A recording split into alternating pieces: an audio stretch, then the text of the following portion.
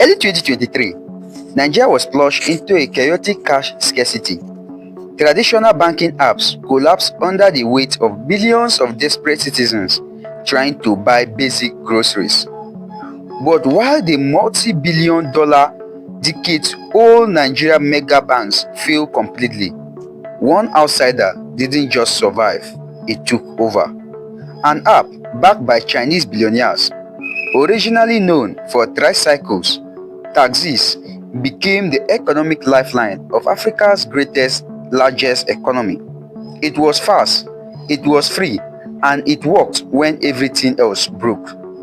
This is the story of how OPay humiliated the biggest banks in Nigeria and rewrote the rules of African fintech forever. To understand this humiliation, we have to look at what banking used to look like. For decades, Nigeria's banking sector was a closed club of shining glass buildings and heavy corporate suits. They held all the power, but they had a massive blind spot: the unbanked and the underbanked. If you were a market trader selling tomatoes, opening a bank account felt like applying for a visa. You have to fill form, submit your ID cards, pay maintenance fees, and SMS charges that ate away at your tiny profit. Worst of it all, their infrastructures were built on fragile legacy tech. They treated digital banking as a premium luxury feature, not as a basic utility. They all assumed they were too big to fail. Then entered Opera. Yes, the company behind the web browser Opera Mini you probably used in the 2000s.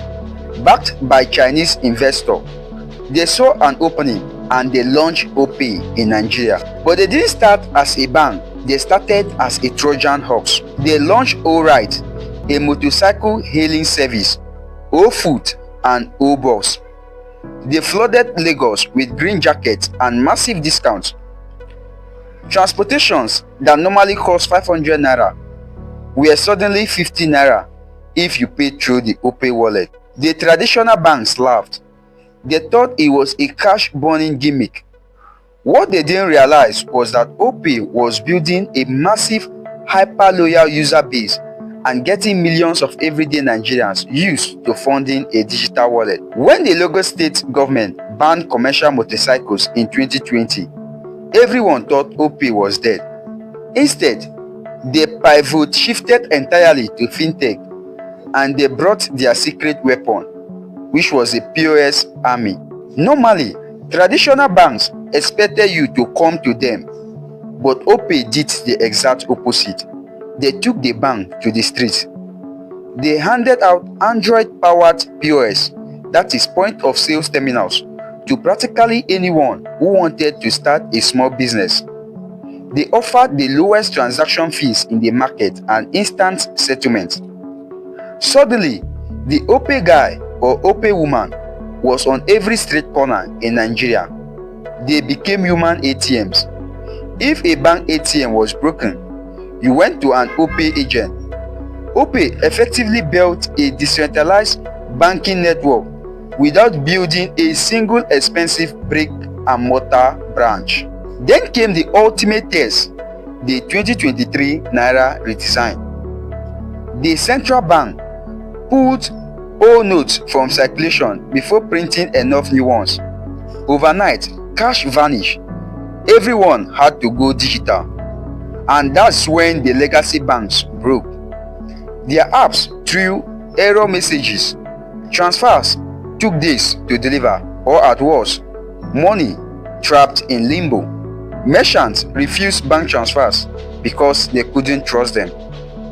But OPay, their tech infrastructure was built on modern, scalable cloud systems. While the big banks choked, OPay transfers went through in milliseconds. Market women, taxi drivers, students, and billionaires, all alike, downloaded OPay just to survive. OPay became related with reliability. They didn't just compete with Nigeria banks, they embarrassed them. Today, Traditional banks are frantically trying to play cash up, removing fees and redesigning their apps, but the damage is done.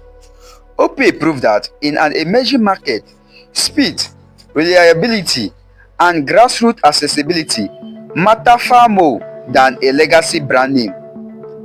The disruption of Nigerian banking wasn't just about money, it was a masterclass in reading a market through it. So, what do you think? Do you use OPay or do you still trust the traditional banks? Let me know in the comments below. And don't forget to like and subscribe for more deep dives into business and tech warfare. See you next time. Thank you.